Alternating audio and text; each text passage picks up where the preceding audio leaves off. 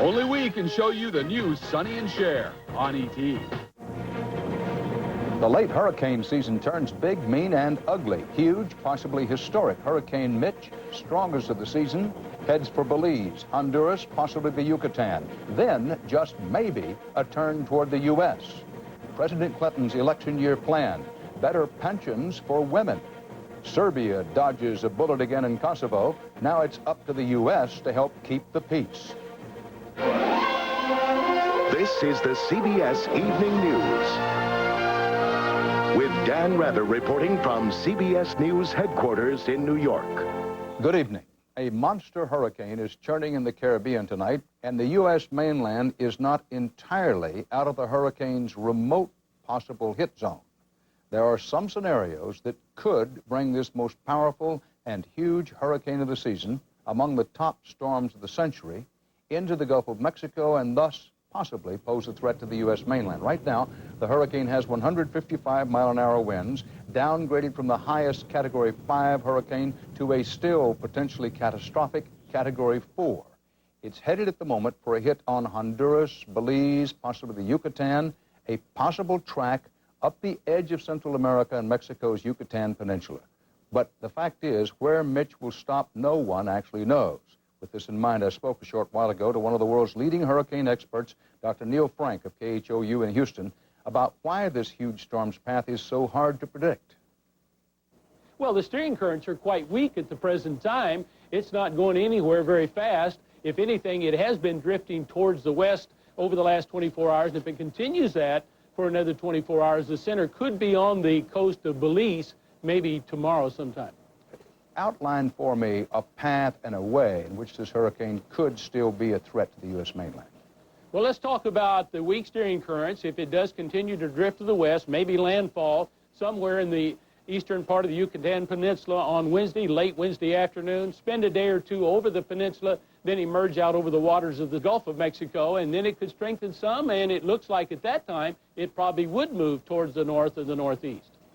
Dr. Neil Frank of CBS affiliate KHOU in Houston, thanks. In the annals of hurricane history, this one could rank as one of the biggest and most destructive. Just how big and how dangerous? CBS's Byron Pitts has been looking into that. On the northern coast of Honduras, where the grocery stores are packed and the gas lines long, shelters are running out of room. The greatest fear now, severe flooding and mudslides caused by 15 to 20 inches of rain expected every day for several days. Villages built on dry riverbeds have been evacuated and tourists advised to leave. Still, too many say they will not go. Never been through one, so I don't know what to expect actually, so no, I'm not. Intrigued more than scared. According to the winds of history, he should be. Earlier today at its peak, forecasters say Hurricane Mitch with winds of 180 miles per hour tie with Hurricane Camille in 1969 as the fourth strongest Atlantic hurricane on record. A Category 5 hurricane, Camille killed at least 250 people in Mississippi and Louisiana. And there have been 3 hurricanes even stronger than Camille. Hurricane Allen in 1980, the Florida Keys hurricane of 1935, and Hurricane Gilbert in 1988. All with sustained winds of 185 miles per hour or stronger. At the National Hurricane Center in Miami, forecasters say even a weakened Hurricane Mitch will prove deadly. If Mitch were hitting a place like Miami, it would be total devastation. Mitch is much stronger than Andrew. Hurricane Andrew was a $30 billion disaster. Tonight, from Honduras to Belize to Cancun, thousands wait and worry what price they'll pay. Byron Pitts, CBS News, Miami. NASA said today the weather outlook for Thursday's high-profile launch of Space Shuttle Discovery is 100% good to go. So is the shuttle and the 7-member crew, including 77-year-old John Glenn. Not only are they fit to fly, today Glenn and his colleagues were sized and fitted for their pressure suits, part of their pre-flight checkup and check-in. By the way, since Senator Glenn will be otherwise occupied on Election Day, he's already voted by absentee ballot. President Clinton today quoted a key constituency that has not yet voted. CBS's Bill Plant reports on the president's proposals for improving retirement security for women. Bill? Dan, with just a week to go now before the election, Mr. Clinton today challenged the Republican congressional leadership to fix Social Security next year before cutting taxes. And he proposed more generous benefits for women, who tend mostly to vote more for Democrats than Republicans. Participants at a White House roundtable made the point that women usually outlive men. Wilma Haga has depended on Social Security since her husband died 8 years ago. I'm proud that I can live independently and productively without any assistance from either one of my sons. Mr. Clinton made two proposals to increase retirement security for women. He would credit time off from work under the Family and Medical Leave Act toward pensions. And he'd give couples a choice of taking less pension money while both are alive so the survivor can receive more.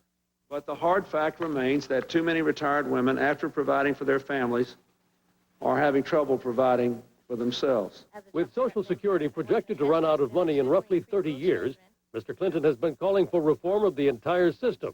Today, he skewered Senate Majority Leader Lott for saying recently that he didn't know if he could trust the president enough to work with him on Social Security. I think the Senate Majority Leader will be able to find time to work with me to save Social Security, and I certainly hope so. Senator Lott fired back, accusing the president of shameless demagoguery. In fact, both the president and the Republicans together have already spent more than a quarter of this year's budget surplus. But in any case, the president may have a difficult time next year reforming Social Security the way he wants to do it, particularly as he's at the same time trying to fight impeachment. Dan? Bill Plant at the White House. Still to come on the CBS Evening News, consumer confidence on our CBS Market Watch, why heart attacks are deadlier among women, and Eye on America tracks down an accused American cop killer living comfortably in Cuba. Who's built over 2 million computers for small business? Who offers 24-hour-a-day, 7-day-a-week technical support? And who's making sure business has the latest technology, like the Intel Pentium 2 Xeon processor and a custom-built server, plus a desktop and laptop? Lease it all for as low as $199 a month. And who does all that, one customer at a time? Gateway. So give us a call. Cars are now breaking the sound barrier. Serves are clocked at 140. We can travel 18,000 miles an hour into space. So how come pain relief isn't faster? Introducing Advil Liquid Gels, the first and only pain reliever in a faster-acting liquid-filled capsule that's gentle on your stomach. On tough pain, Advil Liquid Gels are stronger and faster than extra-strength Tylenol. Headaches to muscle aches. New Advil Liquid Gels. Advanced medicine for pain. Stronger and faster. Buy a set of 4 selected Goodyear tires before November 28th and get a $50 or $100 U.S. savings bond. For the retailer nearest you, call 1-800-GOODYEAR.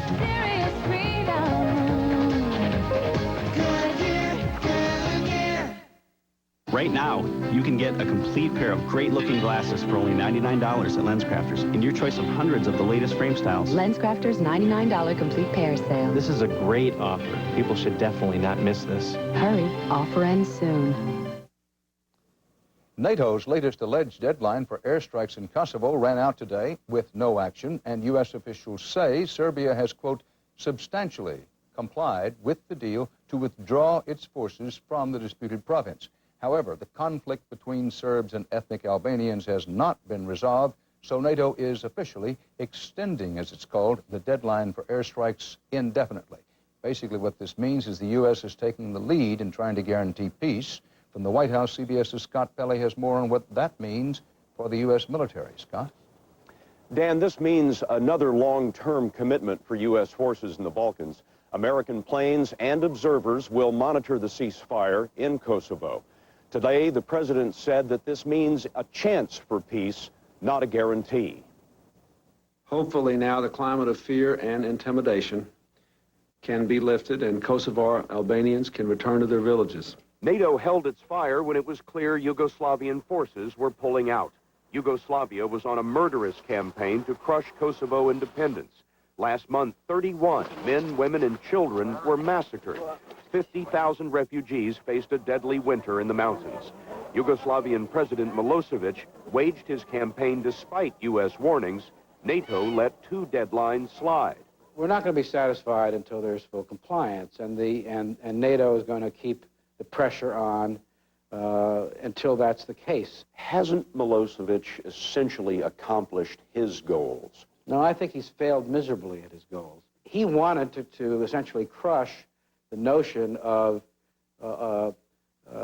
self-government for Kosovo. Instead, he has had to accede to the internationalization of the Kosovo problem. Can he be trusted at all? He can be trusted to act in his own self-interest. For now, at least, it appears the United States has headed off the humanitarian disaster of refugees freezing in the snow. Dan? Scott Pelley at the White House. As for the latest Arab-Israeli peace deal, personally mediated by President Clinton last week in Maryland, as expected, it is running into furious resistance from some on both sides in the Middle East. CBS's Jesse Schulman has a report. There are ominous signs that the newly minted Israeli-Palestinian agreement may have a very short shelf life. On the West Bank, violent protests broke out following the funeral for a slain Palestinian man, a 68-year-old father of 3. An anonymous call from an Israeli claimed responsibility for the murder. And in Jerusalem, another funeral, this one for a Jew. His body was dumped in the middle of Hebron yesterday. At the service, there were calls for revenge and retaliation. The Israeli political scene isn't exactly brimming with peace and love either. Polls say an overwhelming majority of the public support the accord, but right-wing hardliners are furious with their one-time champion, Prime Minister Netanyahu, for betraying the cause. We blame the Prime Minister, Mr. Netanyahu, the man who signed this agreement against the will of the majority of the people. Extremists are even crying treason, the same language heard in the streets exactly 3 years ago, weeks before Yitzhak Rabin was gunned down. And in Parliament, a convenient coalition of Netanyahu's left and right-wing opponents took the first step towards forcing early elections, another sign of how much trouble the Prime Minister may be in. With the heat on, Netanyahu decided today to indefinitely postpone presenting the peace plan to his cabinet for formal approval. He claims he's waiting to see if the Palestinians come up with the details of an anti-terror plan they promised. The Palestinians say there was no promise, the Americans are nervous, and the Middle East is the same as it ever was. Jesse Schulman, CBS News, Tel Aviv. In CBS News monitoring of the worldwide economy, there's fallout from Asia's financial flu. Japan's major electronics companies reported huge losses today, including the first for Toshiba in half a century. Fear of the Asian contagion has given American consumers the shakes. Their confidence in the U.S. economy is down to a 2-year low. That could be a bad sign for retailers heading into the holiday shopping season.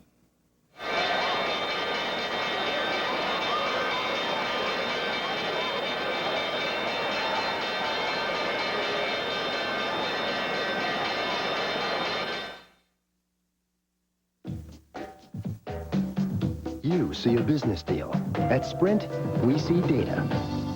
Data that lays the groundwork, that allows people to collaborate. It's the sharing of information that helps build business.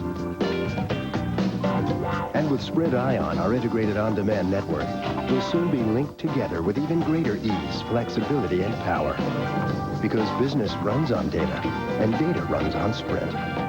When it comes to your health, never compromise, even when choosing a laxative. You need one that's strong enough to work overnight, but also gentle. Try doctor-recommended Dulcolax. Its comfort coating even protects your stomach. Get strong, get gentle, get doctor-recommended Dulcolax. Tell the truth. Do you soak your dentures every day? No? Takes too long? Well, Polident works in just 5 minutes. So it's easy to clean every day. And that's what really helps control denture odor. Use 5-minute Polident every day.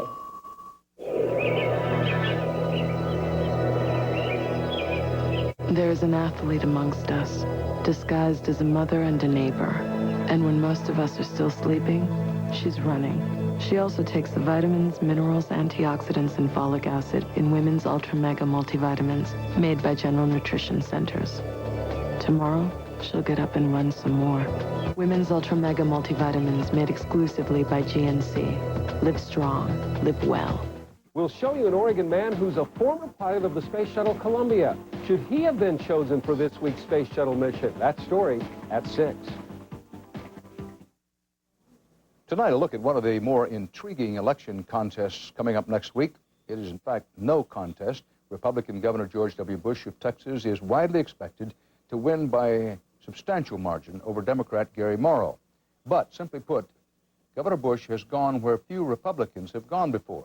He has seen the future. By presidential campaign year 2000, Americans of Hispanic heritage, traditional Democrats, could be this country's largest minority group. Ladies and gentlemen, the great governor of the state of Texas, George W. Bush. He is so far ahead that his bid to go back to the governor's office is more coronation than campaign. Thank you all. But this once and future Texas governor will be remembered for more than just a big win. Mucho gusto.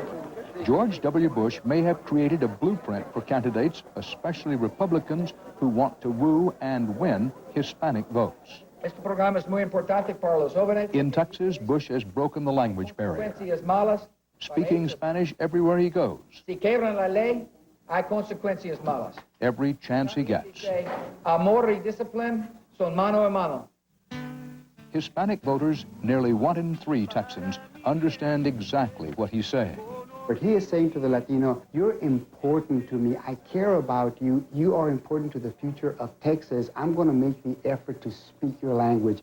Lionel Sosa is a political advertising consultant whose agency was hired by the Bush campaign to target Hispanic voters. 1/4 of the Bush campaign budget is aimed at this growing group. Gracias. Polls show the ads are working. Both parties are saying, we've got to do something, and if we don't do it now, we're going to lose this vote forever. Bush may be at the head of the parade for Hispanic votes, but now he is no longer alone, at least in Texas. Como teniente gobernador. This is a commercial for the Democrat who wants to be lieutenant governor. Here's one for his Republican opponent. Soy Rick Perry. In any language, imitation is still the sincerest form of politics. Now, still ahead, CBS tracks an accused American cop killer to Cuba.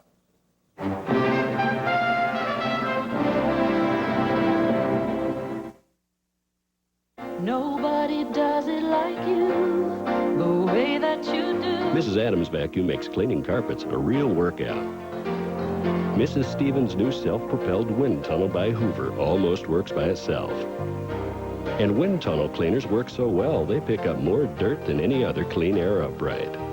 Self-propelled wind tunnel. Hoover, nobody does it like you. Some people call it retirement planning. I think of this as future construction. Year by year, block by block, until... It's our dream house. Beautiful. But I was hoping we could afford to travel. This plan can help make it happen. We can even make sure you've got worry-free income for life. AXA, dynamic vision, equitable, a trusted resource. Call us. Equitable is a member of the global AXA group. There are those among us with very simple tastes. They only want the best. And for them, there's Fancy Feast gourmet cat food. Exceptionally moist and delicious. Fancy Feast. Good taste is easy to recognize. Brooks Brothers Eyewear by Luxottica. What do you want people to see? I want you to see wisdom. Yeah, lucky man. I want you to see that tradition doesn't have to be traditional. Let them see you in Brooks Brothers Eyewear by Luxottica. Marie is finally someone I can bring home to Mama. Meet Marie Callender's dinners and entrees. Treats me the way Mama always treated her baby. Made with Marie's personal touches, like burgundy wine sauce over beef tips and toasted breadcrumb seasoning sprinkled on chunky chicken. Truth is, Marie kind of reminds me of Mama. And I love my Mama. Marie Callender's. You'll find her in the freezer section. For me, there's only Marie. Their lives were picture perfect. Then he vanished. 15 years later, a shocking discovery. Dad's double life, 48 hours Thursday. Germany has a new chancellor tonight. Social Democrat Gerhard Schroeder was sworn in before Parliament, promising economic reforms to reduce Germany's 10% plus unemployment rate. Schroeder succeeds Helmut Kohl, whose conservative coalition was voted out after 16 years in power in Germany. As for Russia's ailing President Boris Yeltsin, he's sidelined again by sickness, leaving the country's mounting political and economic ailments to his number two. CBS's Moscow correspondent Richard Threlkeld has the latest on this. At a European Union conference in Vienna today, Boris Yeltsin was the man who wasn't there. In his place, Russian Prime Minister Yevgeny Primakov. And there's now speculation in the Russian media that from now on, Primakov will be filling in for Boris Yeltsin full-time, becoming Russia's president in fact. Today, Yeltsin was moved to a sanatorium outside Moscow for an unspecified period of medical treatment. He's not thought to be seriously ill, but doctors were apparently so concerned about his mental condition that they advised against the trip to Vienna, fearing a repeat of the erratic behavior he displayed on his last foreign trip to Uzbekistan earlier this month.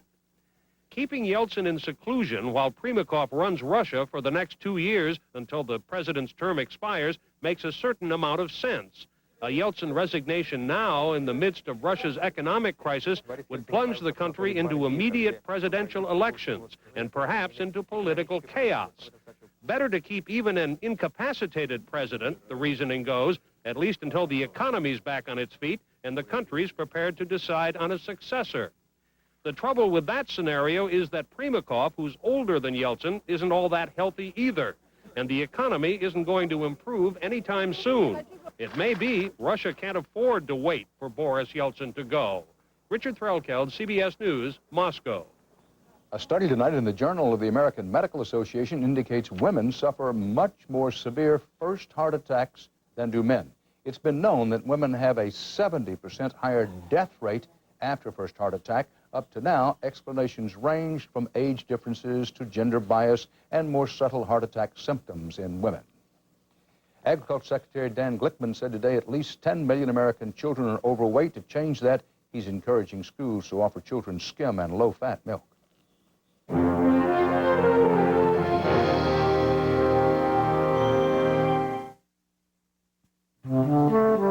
9 out of 10 HMOs have prescription drug coverage. We all know how expensive the best medicines get, but it's only a small copay for most HMO patients. HMOs, the health care you want at a price you can afford.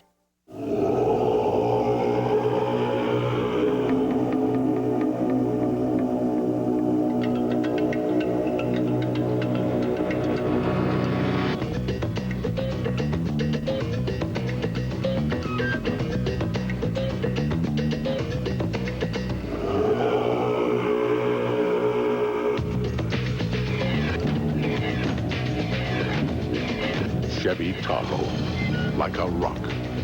If you're a woman with a bladder control problem, call this number to receive free samples of A&D Personal Care, an incredible new line of products that eliminate urine odor on contact, plus valuable information that'll help you live your life the way you want to. It hurts so bad.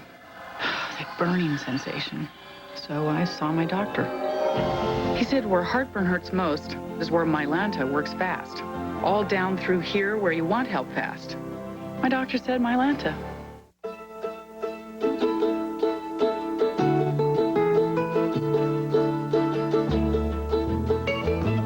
Some things can never be taught in a classroom. You won't find them in any textbook. And with Fixodent's long-lasting hold, you'll be ready, no matter where the lesson takes you. For long-lasting hold, Fixodent, and forget it. HMOs promote regular screenings for breast, colon, and cervical cancer. So cancer is detected earlier in HMOs, and faster treatment saves more lives. HMOs, the health care you want at a price you can afford. Tonight's Eye on America concludes a two-part CBS investigation of the cold-blooded murder of a New Mexico police officer. For more than a quarter century, the alleged killers have been living in Cuba. Now, one says he's ready to come home, and Cuba says it's ready to send him. But as Jim Stewart reports, both want something in return. We apologize for the camera work, but that man with the bicycle over there doesn't want his picture taken. It took our crew 3 months in Havana just to get this. His name is Michael Finney, and 26 years ago, he and 2 other men are accused of murdering a New Mexico state trooper. They hijacked a plane after the killing and fled here to Cuba. And over the years, Finney's done everything from cut sugar cane to produce a news show for this state radio station. Good evening and welcome to another edition of Weekly Review. He's also enjoyed a free car, apartment, and spending money from Fidel Castro when he wasn't working. And in all that time, Janet Rosenblum had never seen the man accused of killing her husband, not until now. I can't even tell you how awful you feel inside. You're dead, you know. He killed me, too. The reason we asked Janet Rosenblum and her children to see this and to reopen the memory books of their tragedy is because Michael Finney and his accomplice Charles Hill have told visitors to Cuba they want to make a deal. For shooting Bob Rosenblum in the throat and leaving him to die beside an Albuquerque highway in 1971, they would spend 5 years in a U.S. prison, they say, but only 5. Is that all my husband's life is worth? 5 years? He tore a hole out of our lives, and that doesn't go away in 5 years. I mean, there's not an hour of any day that goes by that, you know, that I don't think about my dad. We asked the Cubans if we could talk to Finney and Hill about their offer. They said no. We asked the State Department if they would speak, and they said no, too, citing the delicate relationship between the two countries. It was about that time that Havana suggested we had this story all wrong. The real story, they insist, is that both the United States and Cuba are allowing murderers to walk around free, and that neither side is paying any attention to an extradition treaty signed more than 90 years ago. Here's the proof, they said. In 1994, this young man, Lionel Macias, attempted to flee Cuba by hijacking a Cuban Navy patrol boat and executing its commander, Lieutenant Roberto Aguilar. That's what is alleged in any event. What is known is that Macias did make it to Florida on a Cuban Navy boat, and Aguilar's body was found floating 2 days later, shot in the head. His formal state funeral was broadcast nationwide. It was one of the largest in Cuban history. We want justice too, Lieutenant Aguilar's family said. Hand him over, said Castro, who demanded to know where is Lionel Macias. And not surprisingly, he's no easier to find than Michael Finney. Macias's lawyer gave us this address in Hialeah, Florida, but it's no good. We traced him to this house in Miami, but he's left there too. Macias now has political asylum. He's free and he's disappeared. So we're with Bob Rosenblum's children now grown, with his grandchildren left with only a portrait. Where does this family go for justice? This might sound selfish, but, you know, I don't know that guy that they want, and I don't know what he did. But I would like to see these guys come back.